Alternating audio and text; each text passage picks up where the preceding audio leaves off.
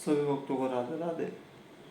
किस कारण से जप का फल आपको प्राप्त नहीं होता, वो कुछ चीज़ें मैं आपको बता दूँ।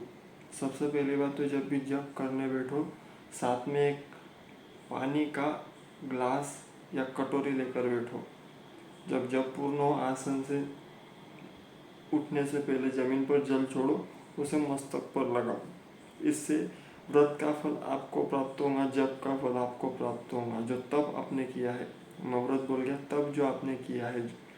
जप भी एक यज्ञ बताया गया है भगवद गीता में। तो भगवान श्री कृष्ण ने कहा है जप भी यज्ञ ही है, वो भी मैं ही हूँ, ऐसा भगवान ने कहा है। तो जप करने से पूर्व आप जमीन पर जल इसलिए छोड़े ताकि इंद्र को इसका फल प्राप्त न हो। इंद्र सबसे ज़्यादा चोरी करता है आपके भजन और तप की, क्योंकि उसके पास वो स्वयं भजन नहीं करता, वो ऐशो आराम वाली ज़िंदगी जीना चाहता है इंद्र। तो उसे जब भजन उससे नहीं होता, वो केवल टिका हुआ है तो इन सद्भक्तों की तप की वजह से। इसीलिए जप करने से जो हम पुण्य अर्जित करते हैं, जमीन पर सीधे पैर रखते ही वो पुण्य का आधा भाग इंद्र को चल जाता है, आपको नहीं मिलता। इसलिए जब भी आसन से उठने से पहले थोड़ा जल जमीन पर गिराओ, उसे मस्तिष्क पर लगाओ और फिर उठो। ऐसे डायरेक्ट उठोगे तो आपका आधा जप उसे मिल जाएगा, इंद्र को। ये बात है, इसलिए जप करते समय जो भी जप करती है बात ध्यान में रखिए। थोड़ा जल साथ में लेकर बैठो। अब जब भी ब्राह्मण देवता आपसे पूजन कराते होंगे तो नेत्र जगत स्पर्शामी ऐसे मंत्रों का उच्चारण करके अपने नेत्रों को जल लगाते होंगे। वो इसीलिए क्योंकि इंद्र को आपके पूजन का, दान का, व्रत का फल प्राप्त न हो, इसीलिए लगवाते हैं। तो यह करे। दूसरा, आसन पर कभी सोना नहीं चाहिए, शास्त्रों में बताया गया है। खड़े हुए जप नहीं करना चाहिए, खड़े खड़े, कई लोग खड़े खड़े जप करते हैं, नहीं करना चाहिए,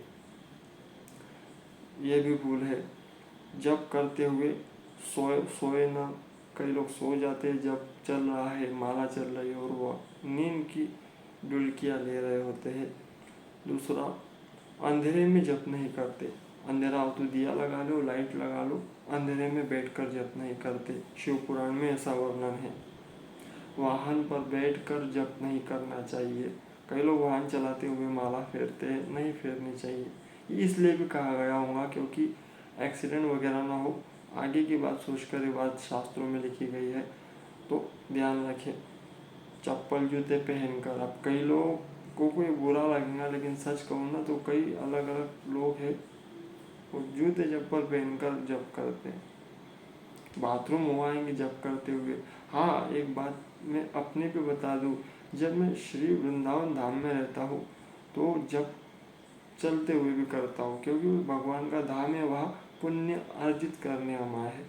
तो उस समय में जूते तो उस समय धाम में नहीं पहनता, लेकिन जब चलते फिरते करता हूँ, हाथ में माला बांध कर ही रखता हूँ वृंदावन में यदि घूम रहा हूँ तो ये आप कर सकते हो धाम में भगवान के, क्योंकि वहाँ हम धाम में गए ही इसलिए है।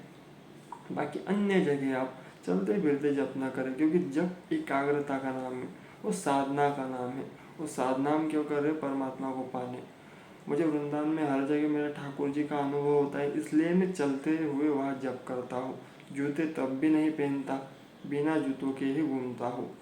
तो जब बाहर जाना होता है दर्शन करने तो मैं माला लेकर फिरता हूँ।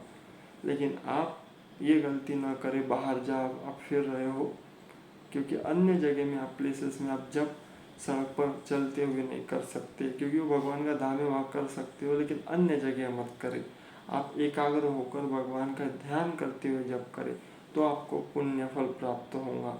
सुमिरन कर सकते हो जूते चप्पल पहनकर, लेकिन जब एक विशेष साधना है जो आपको परमात्मा से कनेक्ट करती है।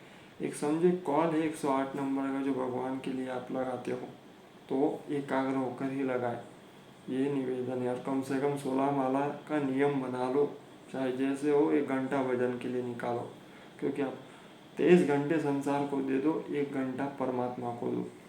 बोलो राधे राधे।